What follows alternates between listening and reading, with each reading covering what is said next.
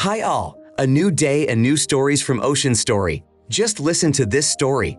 On the cusp of my 24th year, at a point in my life when adolescence is behind me and adulthood demands responsibility, I realized that my story and my sister Madison's are closely intertwined, yet radically different. Madison and I are identical twins, and only a select few, those with a special gift of mindfulness and empathy, are able to discern the thin line that separates our personalities. For many, our identities seem to be a mystery, shrouded in a fog of mystery, unless their exposure to us has been deep and meaningful enough for them to experience and understand the uniqueness of each of us. Our childhood was marred by the shadow of poverty, an invisible but weighty burden that pressed down on our parents' shoulders. It was an ordeal that spared no one, forcing them to fight every day for existence, a struggle in which there was no room for weakness. In this struggle, I learned early on to be responsible not only for myself, but also for my family, trying to make my modest contribution to the general welfare. While I chose the path of independence and labor contribution, Madison took a different path, focusing on her appearance and striving to have her life filled with a certain amount of glitz and prestige, even if it meant depending on others. As I matured, I found a job that not only fulfilled my professional ambitions, but also made it possible to support my family even when away from home. My determination and desire for self-sufficiency led me to start sending money home regularly, believing that my contribution was helping to improve the living conditions of my family. In my mind, these remittances enabled my family to move to more comfortable housing, leaving behind the hardships of their previous lives. Every visit home was overshadowed by news of Madison and her next life partner. Like an echo from her parents' home, the stories of her life created an image of a person seeking comfort and well-being at the expense of others, unwilling to make the effort to build her own future. This path of Madison's was frustrating and alienating to me because my efforts and aspirations seemed so far removed from her life choices. However, an event that happened just 4 days ago made me take a fresh look at the situation. A sudden call from my parents, pierced with panic and fear, demanded my immediate return home. The reason was Madison's unforeseen betrayal of her fiancé, a man I hadn't even known existed until that moment. My amazement reached a climax when it was revealed that, thanks to his generosity, our family had a roof over our heads, living in one of his houses rent-free. This news came as a shock to me as it shattered my perceptions of how my financial remittances impacted the family's well-being. My inner turmoil reached a climax when it became clear that I had been lied to about the fate of the funds I had sent home with such care and love. My parents' admission that all of my financial efforts had been diverted to Madison sent me into a storm of indignation. My disappointment was so great that I couldn't contain myself and abruptly ended the conversation, telling them no. Since then, the attempts at communication from my parents and Madison have been relentless. They begged me to take the blame for the affair, claiming that if I didn't, our family would be out on the street, losing the chance for a better life that Madison's fiancé could offer. Thinking about the situation did not leave me. I realized the gravity of the consequences for my dear parents and grandparents, who might be homeless. At the same time, however, I could not bear the thought of falsely accusing myself of an act I had not committed, thereby tarnishing my reputation forever. I felt trapped by my own kindness and indecision, for if only I had been able to use my resemblance to Madison to cover up her transgression, perhaps things would have turned out differently. Still, an inner voice tirelessly reminded me that supporting deception and covering up the mistakes of a loved one was a path to self-destruction. It was becoming obvious that the only true solution was to reveal the truth to Madison's fiancé, despite all the possible consequences. My parents must realize the full weight of the situation, and I must come to terms with the hard realization that the actions of my loved ones can sometimes be far from the ideals of honesty and nobility that guided me in sending support home. On the cusp of exposing the lies my loved ones were seething in, I realized that the true value of the home my parents had dreamed of could have become a reality if they had managed my transfers with the transparency and honesty they had assured me of.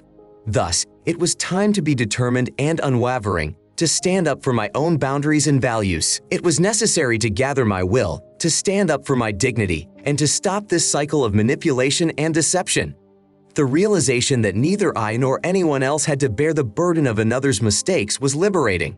The decision to end financial support and set personal boundaries allowed me to see the situation from a different angle, Once the truth was revealed to my fiancé, it was necessary to cut ties with those who had tried to take advantage of me, who claimed I was responsible for my parents' eventual homelessness, and thus tried to impose guilt on me.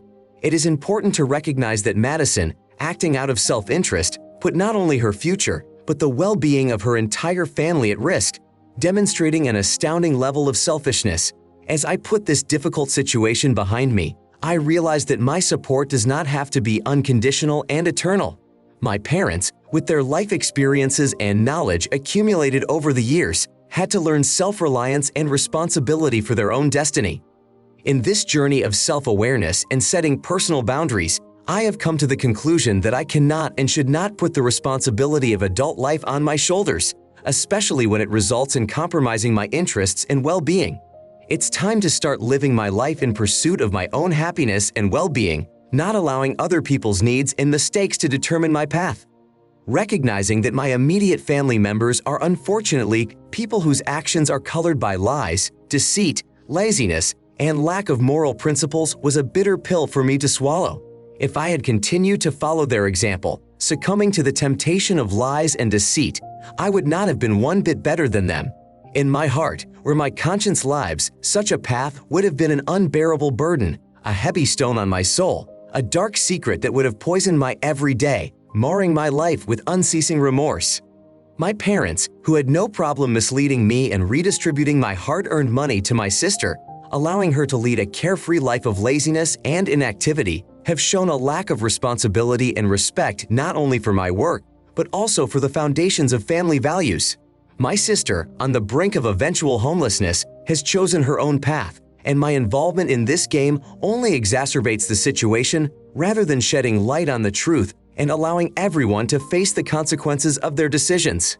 It is time for me to find the strength and fortitude to stand up for my own interests, to face the truth and stop being a puppet in the hands of those who use me for their own benefit. It is necessary to stop perceiving myself as a victim of circumstances, a puppet in the hands of others, and to take the path of self-respect and personal dignity, refusing to participate in their destructive schemes. Self-awareness and the desire to live according to my own moral principles require me to break this cycle of lies and manipulation in order to finally begin to build a life in which there is no room for deception and self-deception. Only then will I be able to look in the mirror without shame and regret, knowing that my life is filled with honesty, dignity, and sincere aspirations for the best. Next story. I, a 27-year-old woman, am married to a man whose age is 36 years old. My spouse had the experience of a previous marriage from which we have a teenage daughter, Mary. Together, we have created a family in which we also enjoy the presence of 2 more children, a girl who is preparing to celebrate her birthday and a boy whose years still number preschool age. I am currently in the blessed state of waiting for another child. My husband has taken on the responsibility of caring for my oldest daughter on weekends and during the holidays, even though her permanent residence is with her mother, a woman with whom communication leaves much to be desired. Mary, the husband's daughter, faces certain behavioral difficulties. This is a problem I have discussed many times with my husband, who also notices her tendency to be disobedient. Whenever we try to suggest or instruct her to do something, such as doing her homework or tidying up her bedroom, she tends to ignore our requests. This situation did not cause us serious concern until recently. About a month ago, while at home with our younger son, who was showing restlessness and unable to sleep, and I myself was not feeling well, we asked both girls to spend time outside playing with their toys. After a while, there were sounds of crying and our daughter came into the house telling us that her sister had done wrong to her. Mary, however, claimed otherwise. A conversation with both girls revealed that the argument stemmed from her older sister's desire to play with a Barbie doll. My daughter dismissed the idea because Mary wanted to make an outfit for the doll out of plasticine. She feared that the doll might be ruined. In response to a comment about the possibility of getting new dolls for her birthday, Mary, in a fit of anger, declared that she intended to ruin the toy, calling her sister stupid. What ensued was a conflict in which I found no reason to doubt the words of my daughter, who usually demonstrates kindness and is not prone to quarrels. In contrast, Mary, upon hearing my dissatisfaction with her behavior, claimed that I had no right to tell her what to do because I was not her mother. My husband and I tried to explain to her why her actions were wrong. However, This only increased her anger, and she expressed hatred towards me, even attempting to punch me in the stomach.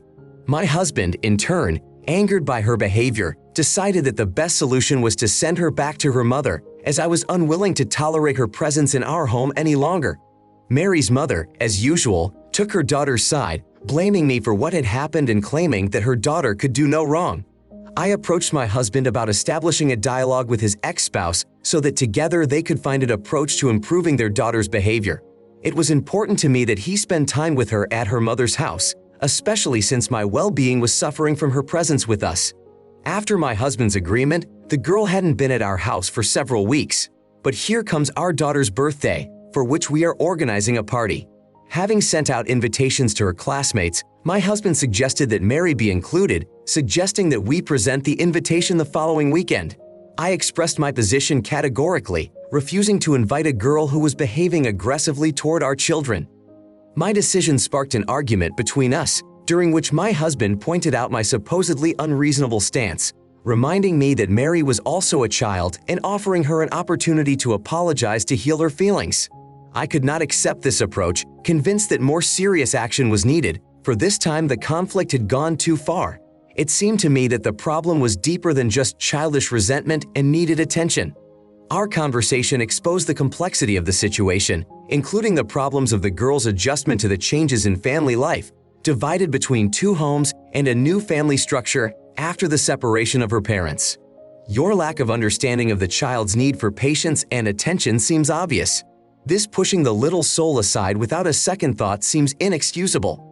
Yes, both you and your spouse are showing yourself in a bad light if you allow yourself to ignore his daughter's needs. After all, while her siblings find warmth and love in the home of both parents, she is forced to toss between two fires, one in which her stepmother shows no affection for her, which certainly does not go unnoticed.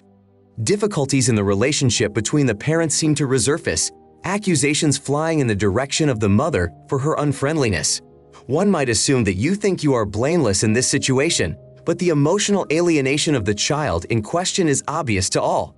Your attitude towards the girl shines through the story, reminiscent of the image of the evil stepmother from old fairy tales. You are right that it may be better for the girl to be with her mother if her presence causes such a reaction. However, she should not be forced to be around those who are unable to give her the care and attention she needs. My next story. My spouse Angie, age 27, and I, 2 years older, are the proud parents of our baby Sam. We are part of a close-knit group of 7, which includes another couple, as well as Zoe, age 32, Greg, age 41, and Tim, age 30. Zoe, known for her indifference to children, has never hidden her feelings, preferring to stay away from them. This was known to me and I never saw it as a problem, although sometimes her attitude seemed overdone. Our circle of friends is scattered all over the world, and only a few times a year do we manage to get together. This year in January, we decided to spend 5 days at Greg's beach house, located in another state that is only a 2-hour flight away. Both Greg and Tim are parents, and Greg graciously invited their children to join them.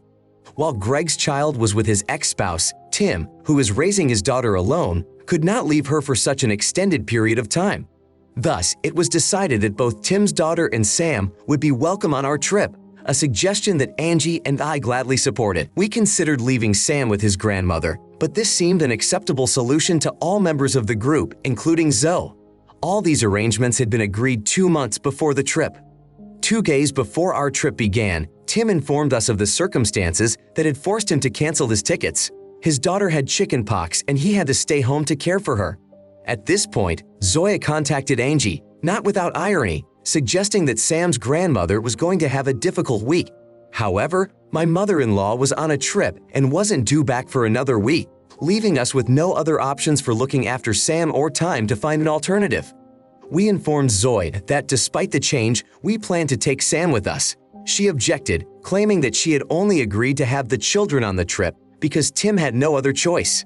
In her opinion, there was no reason for us to bring Sam now that Tim's daughter was unable to join. Nevertheless, we stood our ground and the rest of the group supported us, affirming our right to attend the trip with Sam. Angie and I made every effort to minimize contact between Zoe and Sam, trying to respect her position. This approach marred our vacation dividing us for a time and limiting our opportunities to see friends. Despite this, Zoya and Sam found themselves in the same room only a few times, including moments of arrival and departure. Zoya believes that our decision to bring Sam spoiled her vacation and thinks we are selfish for ignoring her feelings. Since our return, Zoya has stopped communicating with us, even unsubscribing from Angie on Instagram after publishing a post celebrating Sam's second birthday. This made Angie feel guilty. I tried to comfort Angie, assuring her that we had no other choice and that it was unreasonable of Zoe to demand last-minute changes from us. In the back of my mind, though, I wondered if we were right, because sometimes circumstances are such that it's impossible to change plans, especially when we're suddenly required to find a reliable nanny as soon as possible. For Zoe, the difficulty seems to be the fact that she finds no joy in the company of children. However, the notion of leaving her child alone at home, provided only with a feeder and a litter tray, is overshadowed by the need to take her child with her. This decision, though forced, was made initially, causing frustration for Zoe, who may have been counting on your ability to anticipate the future and prepare for unforeseen circumstances, such as the need to have a backup plan in case Tim's plans were canceled. Such an expectation seems untenable, especially since all the details of the trip were settled long before the trip began. Zoya, in her own way, believes that she has the right to make the rules for the entire group, even if the decision to have a child present is not in line with her preferences. She probably should have withdrawn from the trip if she cannot tolerate this arrangement. Her attitude toward you is permeated with coldness and lack of empathy, which raises the question of whether a further relationship is worthwhile. At the same time, it seems paradoxical that Zoya, who has a negative attitude towards children, displays juvenile traits herself. There is a suggestion that Zoya may have been tolerant of Tim and his daughter because of her personal feelings for Tim. Since his withdrawal, she has apparently sought ways to reconcile with circumstances, including the presence of your child, which may have created additional tension in the relationship. A story that really surprised me. My wife, who is 26 years old, and I, a 35-year-old man, are facing serious life challenges. After I became unemployed 2 years ago, my wife also had to leave her job because of complications related to hyperemesis gravidarum during pregnancy. Our savings have dried up, and we are forced to live by relying on credit cards. However, the prospect of a better financial situation looms on the horizon as I am due to start a new job next month. My wife has a close relationship with her older sister, who is 31 years old. She recently shared our current difficulties with her. Although my wife's sister has never had warm feelings for me, she has always treated me with courtesy. I tried to establish a warmer relationship with her, but she always kept her distance. A few days ago, during my absence, my wife's sister came to our house. She was amazed at what she saw. The house was not fully prepared for the new family member, and the children's room looked empty without the necessary baby supplies. Upon my return home, she expressed her dissatisfaction with my actions and pointed out the need to take better care of her sister. She also emphasized that I had not adequately prepared for the impending birth of the baby. The next day, my sister came to visit us again, this time bringing necessary items for the house and the baby-to-be. My spouse shared with her sister about our decision to sell her car to cover some of our bills and then lease the car. In response, her sister, wanting to show her support, purchased a new car for her. Their mutual support culminated on Sunday when my sister wired my wife $5,000 with the message, "These are your funds. Spend it solely on yourself and the children. Do not invest it in this man. If you need more, let me know and I'll send it. And remember, wherever I am, you will always find shelter with me." Such actions by my sister made me feel as if she was seeking to portray me in an unfavorable light. I shared these concerns with my wife, which led to an argument between us. In the heat of the discussion, my wife suggested that my feelings of failure were due to personal failures, for which she later apologized. Despite her apology, I continued to insist on returning the money, convinced that accepting such generosity from my sister was a way of manipulating and undermining my authority as a husband in the eyes of my wife. There is a lack of maturity in your behavior when you, ignoring the needs of your family, put your ambitions ahead of their well-being. If you allow your wife and future child to go unsupported just to avoid appearing vulnerable, it shows your inability to put your family's interests first. The help offered by your wife's sister is to support your family well-being, not to undermine your authority. You don't need outside criticism to look unfavorable. Your own behavior already creates a bad impression. Having been unemployed for 2 years, you saw no problem in relying on the financial support of your wife, who in turn had to leave her job due to pregnancy complications. The preoccupation with finding a job lingered, while the dependence on your wife, who met you when she was only 21 and you were 30, challenged your responsibility as a partner. Not surprisingly, the dislike from your wife's sister and father is due to this behavior, underscoring your refusal to recognize the value of the help you provided.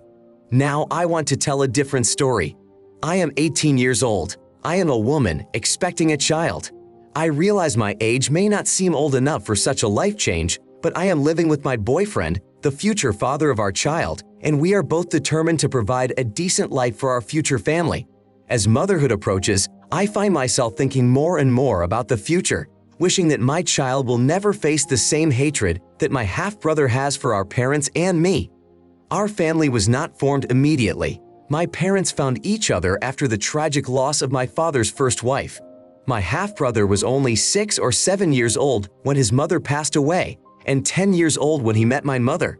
Their wedding took place 2 years after they met, and I was born a few months after that event, which means there is 12 years difference between me and my half-brother.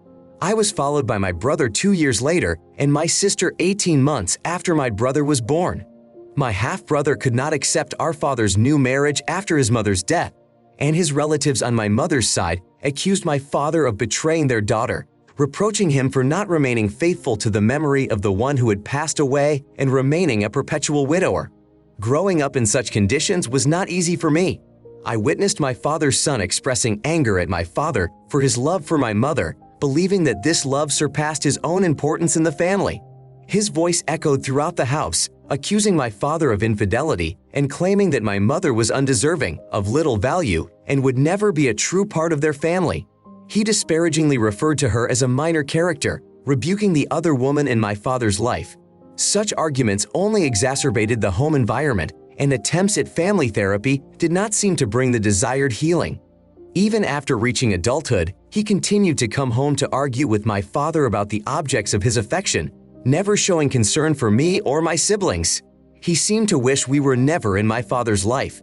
When my father's son had children of his own, he declared to the entire family that my mother would never be a real grandmother to his children, claiming that only a woman whom my father loved more than his first wife and children could take that place. He was adamant that his children would never love my mother more, promising to do everything in his power to prevent that from happening. He even threatened to use my mother's picture as a target for a punching bag for his children to practice on, claiming it was the only thing she was good for. Despite this attitude, my mother was never excluded from our family life. Indeed, my father, despite everything, always opened the doors of his home to him, cordially including him on the guest list of every holiday or celebration. I, for my part, decided to place a strict restriction on any contact between my father, his son, and my child.